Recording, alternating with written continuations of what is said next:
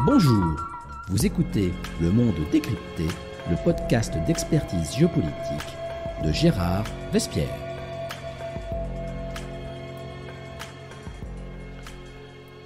Chers auditeurs du Monde décrypté, bonjour.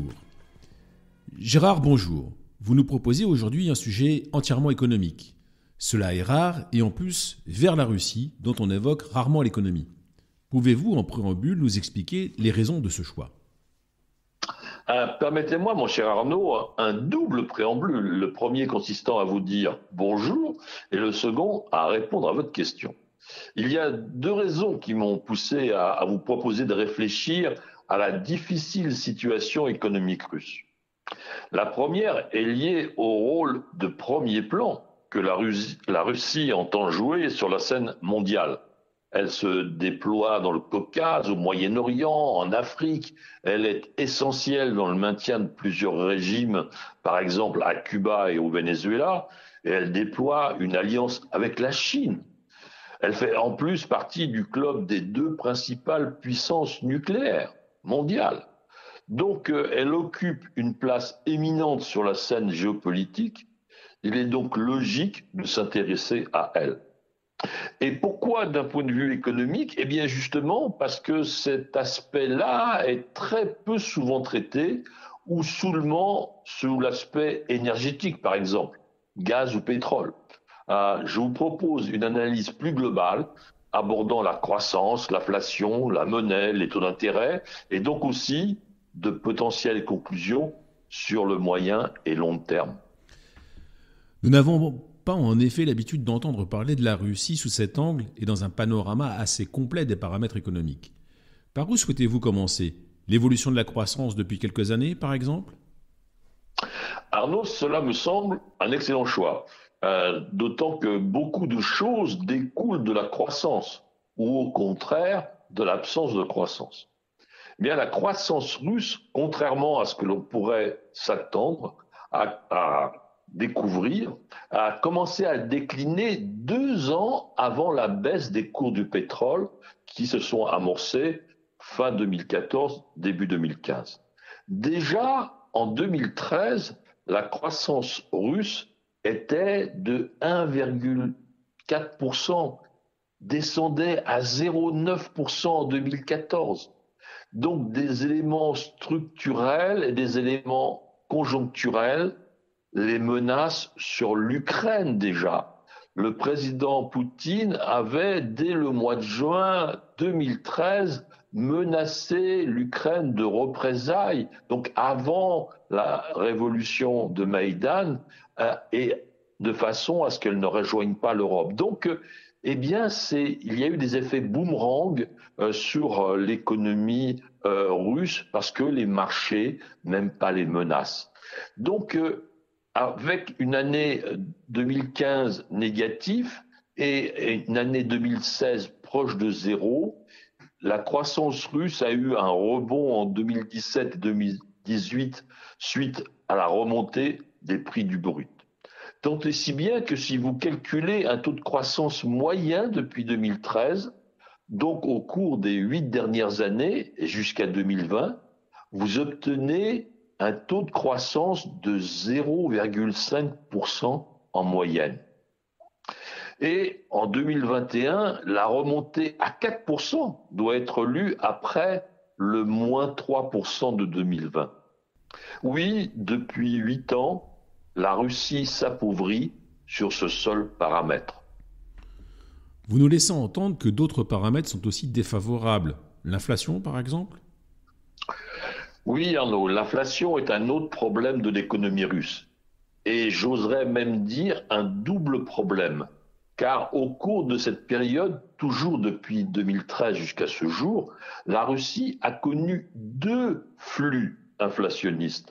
Et dans l'ordre chronologique, l'un importé et l'autre d'origine nationale. La baisse des cours du pétrole a en effet engendré une forte dévaluation du rouble progressive. En 2013, un citoyen russe devait fournir 43 roubles pour obtenir 1 euro. Fin 2020, il lui fallait débourser 90 roubles pour obtenir toujours le même euro. Dans cette période de 8 ans, le rouble a donc perdu un peu plus de 50% de sa valeur par rapport à l'euro. Donc, pour les produits importés tels que l'alimentation, les produits de santé, les prix ont augmenté d'autant. Voilà donc le mécanisme de l'inflation importée. L'inflation annuelle a donc atteint et dépassé les 15% au cours de cette période en 2015-2016. Elle a naturellement ralenti ensuite, mais depuis cette année 2021, c'est l'inflation intérieure qui s'est développée, s'approchant des 10%. Cette inflation intérieure est liée à la désorganisation de l'économie à cause du Covid et de la mauvaise productivité agricole russe, secteur protégé par le pouvoir politique. En conséquence, les prix alimentaires flambent, plus de 10% pour les produits de base comme l'huile, la farine, les légumes. Vous nous décrivez une situation qui devient de plus en plus difficile pour le citoyen moyen. Y a-t-il, en dehors de cette baisse du pouvoir d'achat réel, une autre conséquence de l'inflation pour l'économie russe ? Oui, Arnaud, et elle est importante puisqu'elle concerne tout le système financier russe. Il s'agit des taux d'intérêt. En Europe, autour de l'euro, nous avons, avec la Banque centrale européenne, un taux pratiquement à 0%. Les grandes économies occidentales, donc l'Angleterre, les États-Unis avec la Fed, ont des taux autour de 0%, 0,025.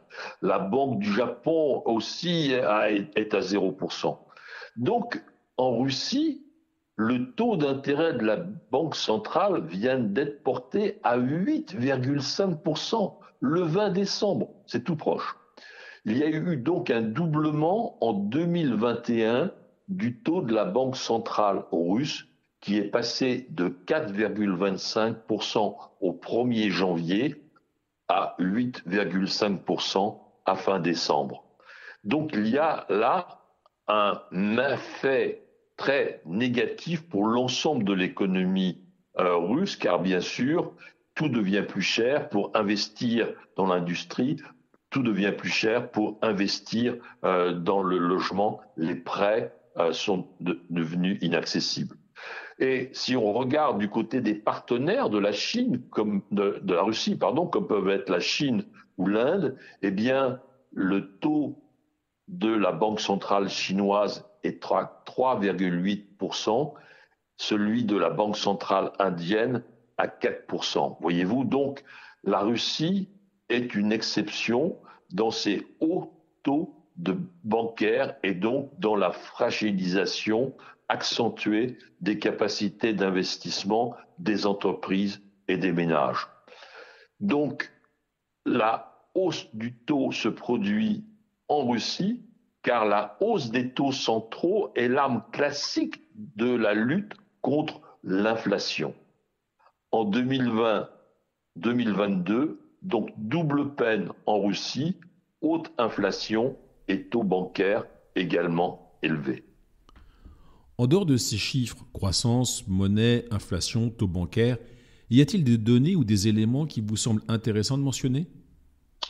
Tout à fait. Il s'agit de l'absence pour un pays qui se veut technologiquement avancé dans tous les domaines technologiques, eh bien, d'une absence en termes de technologie grand public qui crée la croissance.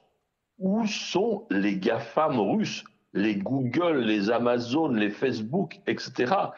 Il n'y en a pas. Où sont les grands laboratoires pharmaceutiques russes? Il n'y en a pas. Où sont les grandes banques et institutions financières russes qui rayonnent dans le monde entier? Il n'y en a pas. Des start-up russes comme les SpaceX ou autres, il n'y en a pas.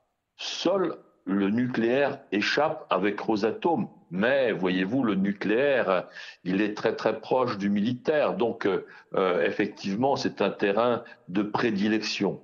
Donc pas de création de richesse en termes de produits de consommation, en termes de produits industriel nouveau et disponible pour l'ensemble du marché mondial. La répression, au sens large, n'encourage pas la créativité. Le droit des affaires, tel qu'il est actuellement gelé en Russie, n'encourage pas la création d'entreprises et la protection des découvertes. Vous êtes en conclusion donc particulièrement pessimiste. Oui, car le pouvoir est incantatoire. Il promet, fixe des objectifs de niveau de vie pour 2030, voyez-vous, pas pour demain matin. Donc, parce qu'il ne peut pas changer le cours de l'économie russe et la baisse continue du revenu disponible réel. La solution est dans l'investissement industriel et technologique civil pour créer de l'emploi à valeur ajoutée avec de plus hauts salaires, donc plus de consommation et donc plus de naissances qui permettraient de réaugmenter la population qui est en déclin. Pour ce faire, il faut couper drastiquement dans les dépenses militaires. Or, ce sont justement les forces militaires et de sécurité qui sont au pouvoir au Kremlin. Le pouvoir politique représente les forces qu'il faudrait mettre économiquement au pas, donc totalement impossible. Pour le moyen long terme, la situation est d'autant plus inquiétante que l'exploitation des richesses énergétiques va se trouver chamboulée dans les toutes prochaines années. Donc au cours de cette décennie même, par les orientations mondiales de décarbonisation et donc le reflux inexorable de la consommation de pétrole et plus tard celle du gaz, qui sont les deux piliers de la richesse russe. Les deux richesses sur lesquelles la fragile économie russe est assise. Effectivement, les matières premières représentent en Russie 20% du PIB, 40% des recettes fiscales et 60% de l'exportation. Le pouvoir en place estime que sa force repose sur ses ressources naturelles et ses forces armées. Les unes, pétrole, gaz, vont devenir beaucoup moins indispensables et les autres, les forces armées, risquent de finir comme celles de l'URSS, dans la rouille, pour faire court. Parce que l'équilibre de la terreur et donc la dissuasion nucléaire rendent leur emploi impossible, heureusement. Donc le futur économique russe est très inquiétant. On peut logiquement se demander si la gesticulation militaire extérieure que l'on voit se dessiner en Ukraine, au Kazakhstan et ailleurs, en partie n'est pas destinée à masquer les difficultés économiques et sociales intérieures. Merci Gérard pour ce parcours très rare à l'intérieur de l'économie russe. On comprend mieux que le pouvoir politique ne souhaite pas trop mettre cette situation difficile en avant. Chers auditeurs, je vous rappelle que vous pouvez retrouver toutes les interventions de Gérard Vespierre sur les théâtres géopolitiques du monde sur son site www.le-monde-décrypté.com ou sur la chaîne YouTube lemondedécrypté.tv. Les abonnements y sont gratuits. À bientôt pour de nouveaux décryptages et d'ici là, prenez bien soin de vous.